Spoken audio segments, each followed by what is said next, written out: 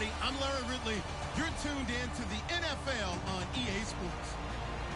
In today's matchup, we've got a pair of running backs who are hoping for plenty of touches to come their way.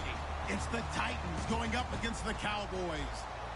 And with that, we're off to Big D in AT&T Stadium, where we'll say hello to our broadcasting team of Brandon Godden and Charles Davis. Larry, we find ourselves right in the center of the Dallas-Fort Worth Metroplex in Arlington and AT&T Stadium. Coming up, we've got a good matchup on tap between the Tennessee Titans and the Dallas Cowboys.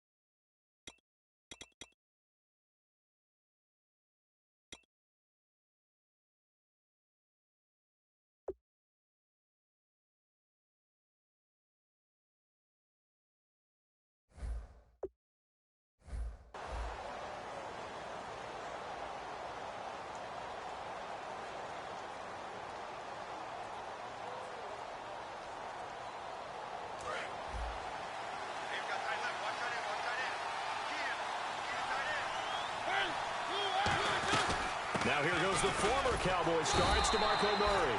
Just a yard on the first down carry, so it's 2nd and 9.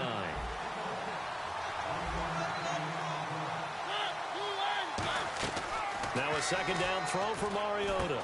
Walker with a grab, left side. That throw good for only a couple. It brings up 3rd down. This defense looking for an early stop. This is 3rd down and 6.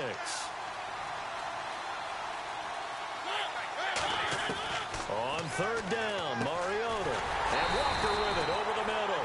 Walker will be 33 when the season starts in 2017, and he's kind of having a late career renaissance, if you will, isn't he? He certainly is. He went to his second straight Pro Bowl after the 2016 season. He did it as well in 2015.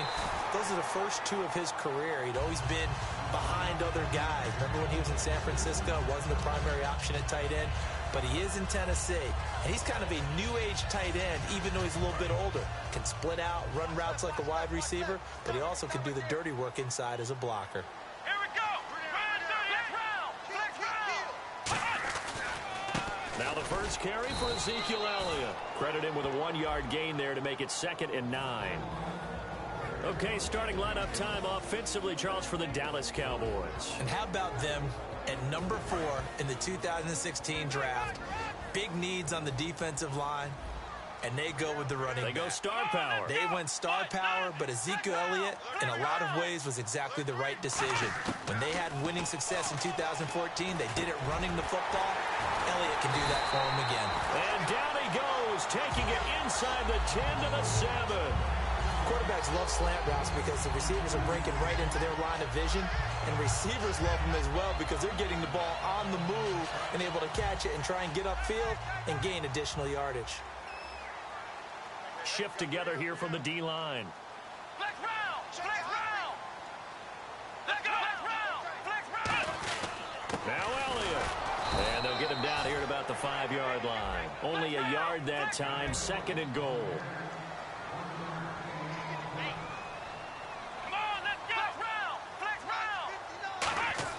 Second down, Prescott. And he is into the end zone for a Cowboy touchdown. Jason Witten, a 5-yard touchdown. And the Cowboys have taken the early lead.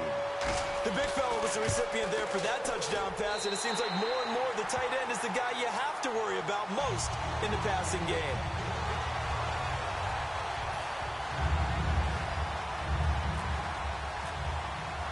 The kick team out there for the Cowboys as they run up to send this one away.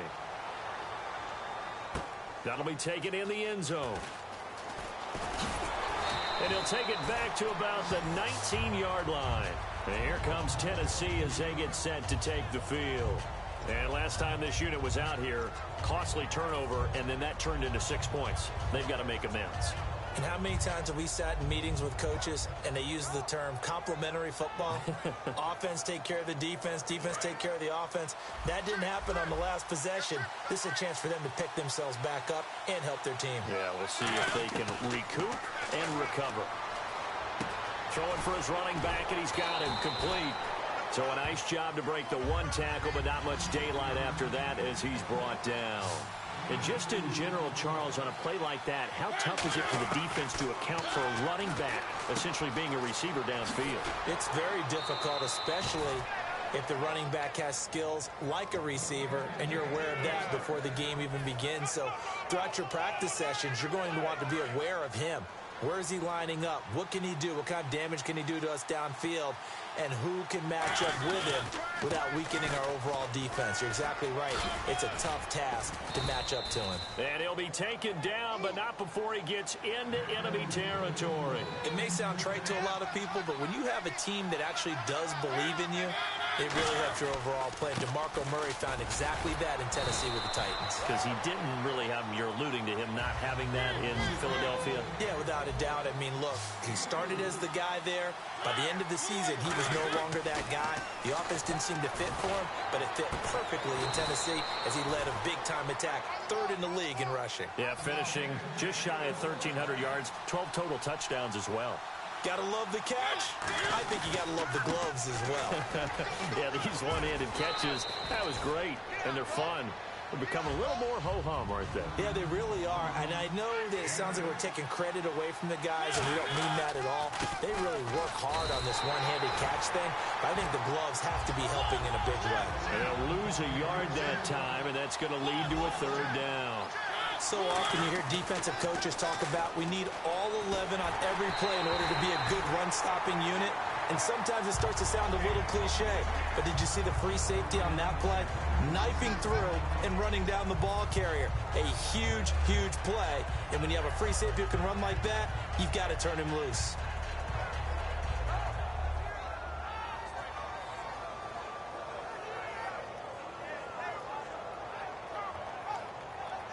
The field goal unit's going to stay put on the sideline. They're going to go on 4th down here. Mariota to throw for it on 4th. And it's complete. Henry. And he'll have the first down, getting this one to the 14-yard line. Well, the field goal attempt was well in hand. They had that, but they decided to go for it anyway. Extreme confidence, it looks like. Yeah, but I bet the defense is going to remember this one, right? They kind of rubbed their nose in it. And stopped a few yards shy of the goal line at the 3. It's a good gain of 11, sets them up 1st and goal.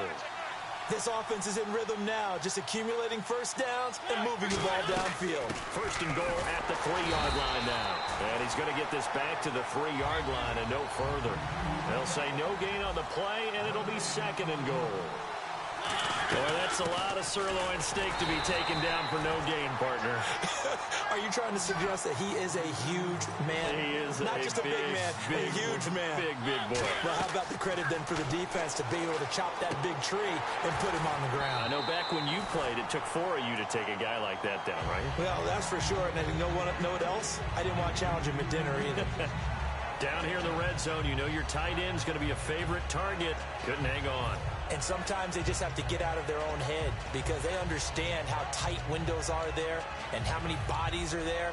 And sometimes they just overthink it and don't catch the ball.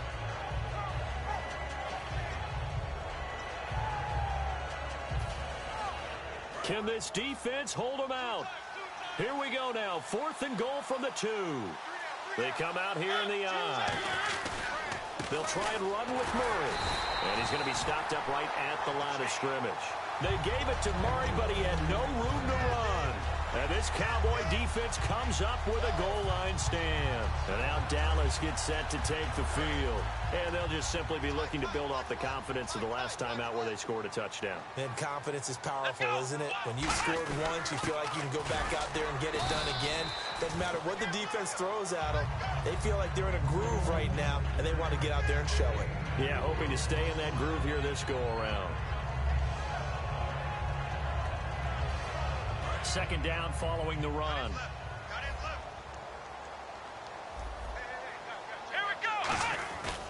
They stay on the ground, but this time it's Elliott. They find some open field here. Partner, I know you call the play-by-play, but you know your ball.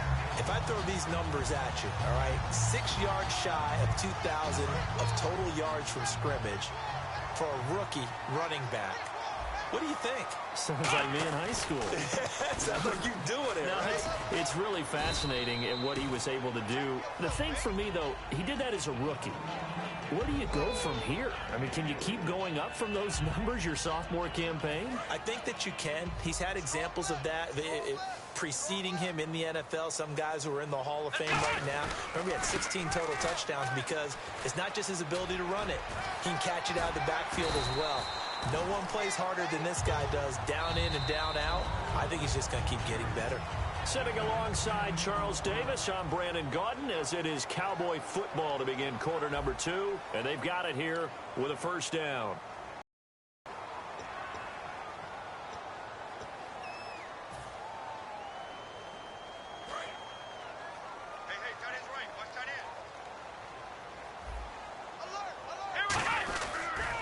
They'll try to sweep with Elliott. And some space here. And he'll be tackled at about the 35.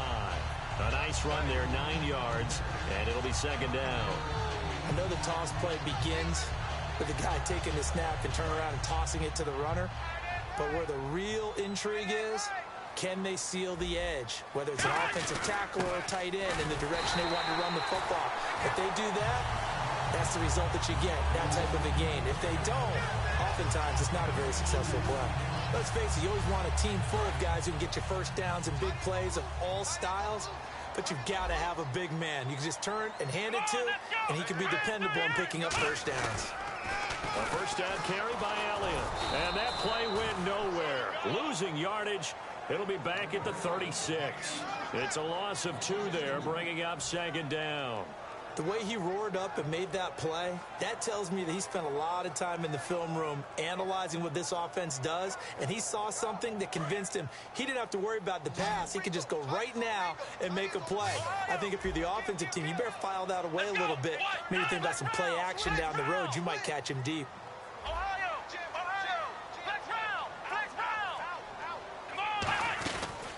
Now they're back up. Darren McFadden shrugs the tackle. Nice. And he'll do a nice job here just to fight his way back to the line of scrimmage. No gain that time, and it leaves him with 3rd and 11 coming up. So nothing there, but maybe you blame that on the blocking. Yeah, at some point, you've got to win at the point of attack. And on that play, that was all the defense. They made it happen. He was looking for Terrence Williams that time. Now 4th down. But no second guessing the call here. It was 3rd and long, so throwing the football was probably the smart play to try and pick it up. But they don't get it, and now the defense goes off the field feeling pretty good about themselves, gaining some momentum as they force them into a likely punting situation. Now let's see how the offense still out there. They elect to go on 4th and 11. Come on, let's go! Flex round! Flex round! Ohio! They're indeed going for it. It's Prescott being chased out left. And that's caught by Beasley. And able to pick up the first across midfield to the 47. Brandon, I have one word for you after that completion for a first down. Lucky? Analytics. Well, the analytics say they punt the football there. So we're changing to analytics as we go, right? What a big-time play for them. And really took a big-time chance. Yeah, big-time first half chance. As he's got this down inside the 40 to the 39. 9 yards is the pickup there, and they'll have a 2nd and 1. Some runs are blocked so well, you almost forget that someone has to carry the ball to gain the yardage. The leverage by the offensive line to create space up front, really well done. Yeah, the defense definitely showing blitz here. On 2nd down, Elliott. And here he'll be brought down a little shy of the 35 at the 36. 2 yards on the pickup there, but it's enough to give him a new set of downs.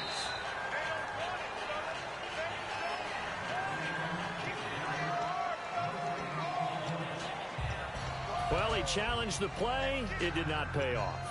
And that means he lost a timeout in that challenge. And as a coach, you hate that. Don't know if you took the advice of the player, you threw it yourself, but it didn't go your way. At the end of the day, it all comes back to the head coach. He has the final determination on whether to actually challenge the play or not. In this case, it didn't pay off for him. And that's got to be so heartbreaking. You throw that flag, you probably feel really confident, and then all of a sudden, boom, you lose the challenge.